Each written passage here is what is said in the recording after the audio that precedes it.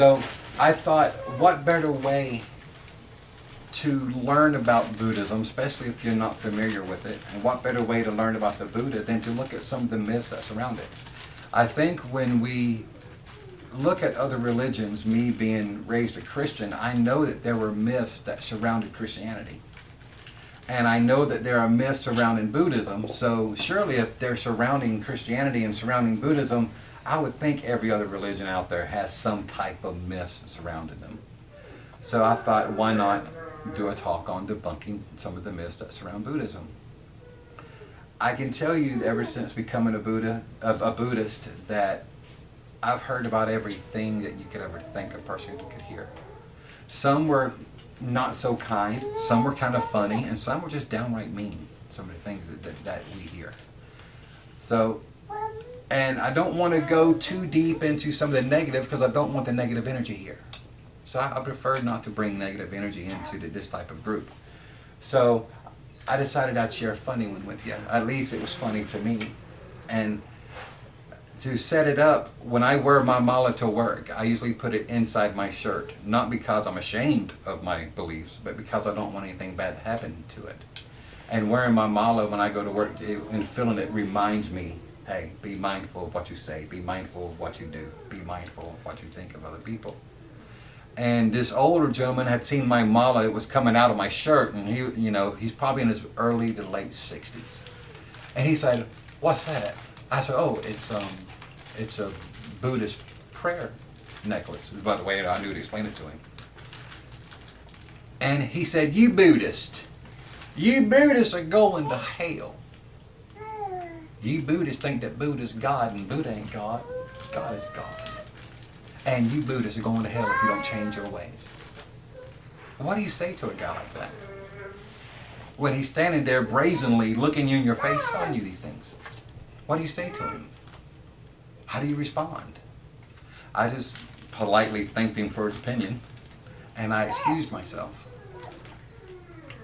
But it got me to thinking. We don't have to go into what his religious beliefs are. We know what they are. But as the day went on, I got to thinking about that old fella, and I thought, what is it about it? What is it that if people don't understand something, I found that most people are scared of it. They're afraid of it. If they don't understand it, they're afraid of whatever it is that they don't understand. And the more I thought about this guy, I said, you know what? I figured it out. His buffer's broken. Anybody know what a buffer is? Not the deal that cleans the floor. Now this isn't Buddhist philosophy, guys. It's a Southern thing. Okay? Every one of us are born with a buffer. Your buffer sits about right here. And the way the buffer works is when you have a thought, your thought starts to move down towards your mouth. And if you have a strong buffer, okay, that buffer slows that thought down enough for you to go, I probably shouldn't say this. And it went back up into your head. That's a buffer. It's not a Buddhist thing, but it makes sense to me. Okay? Now every one of us are born with a buffer. Well, with that old fella, maybe his buffer's broken. I thought maybe his buffer's broken. Maybe he needs to run out to ineedabuffer.com and he needs to get himself a new buffer. Well, I got to thinking, you know what? That guy has every right to say what he said. We live in a free country. And some of the freedoms that we have here, come on across, it's okay. Some of the freedoms that we have here are freedom of religion. That's one of the freedoms we have. Now, if you wanted to lay down and worship a dead goat, you can. I don't recommend it.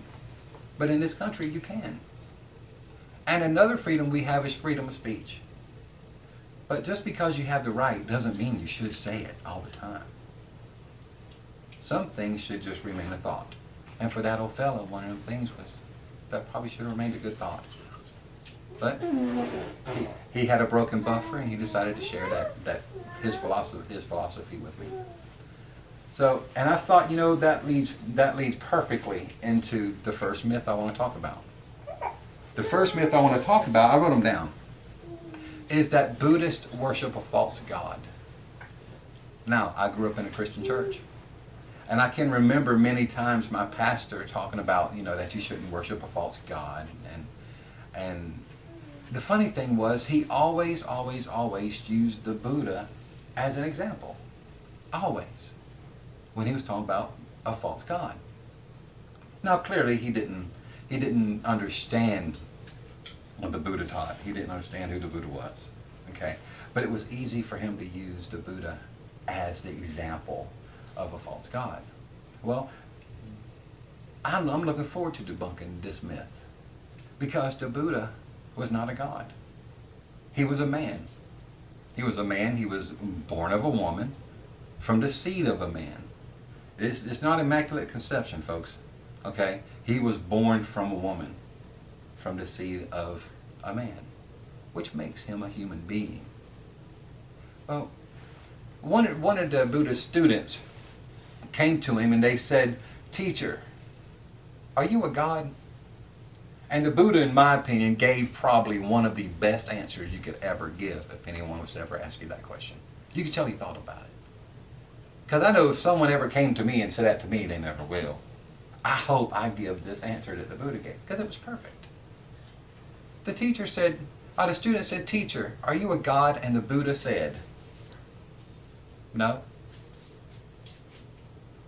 That was it. He didn't elaborate on anything. He didn't go into any details on anything. He just hit him with a one-word answer. No. Now, for me, if I was the one answering the question, I'd ask him, "You want to elaborate a little bit on that? You want to talk a little bit more about it? What do you mean? No. No what? No." But all the Buddha said was no. The student said, "Okay then, what are you?" In other words, saying, what do you say about yourself? What are you?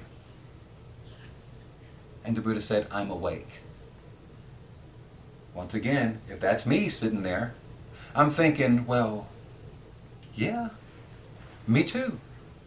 Neither one of us are sleeping, so we're awake. But what did the Buddha mean when he said we're awake? Did it mean that he had just got up from a nap and that he was well rested and doing fine? No. He meant, I'm awake. Meaning that he, for the first time, he is able to see reality as it truly is. For him, the samsaric curtain had finally opened, and he was able to see the world as it truly exists. He was able to look into every situation and see that situation for what it truly was. In essence, the Buddha took the red pill. Anybody ever seen the movie The Matrix? No? Yeah, it's been a while. Yes. Okay. Yeah, Seen the movie The Matrix? It's been a while. Okay. You got Neo sitting there in front of, that's played by Keanu Reeves, and he's sitting there in front of Morpheus, who is played by Lawrence Fishburne. And he's got a blue pill and a red pill in his hand, and he tells Neo, if you take the red pill, you will see what you've been looking for all your life, which is the Matrix, which is the real world. And if you take this real red pill, there's no turning back. Or you can take the blue pill and go back home, remain in your ignorance, and enjoy life. The Buddha took the red pill. He finally saw life as it truly existed. He no longer relied on his ego to help him see things. He was able to push his ego aside, essentially making himself, for lack of better terms, a perfect being. Now, he wasn't born that way. He was a man. It took a lot of discipline. It took a lot of study. And when he sat down under that Bodhi tree and he said, I'm not getting up until I reach enlightenment, he meant it. For 7 weeks, 49 days, he sat under that tree and he refused to get up until he reached the level of enlightenment he wanted to reach. And he didn't do it. But when he opened his eyes, the world was a totally different world to him. When he opened his eyes, he saw true reality. So, was the Buddha a god? No. No. No.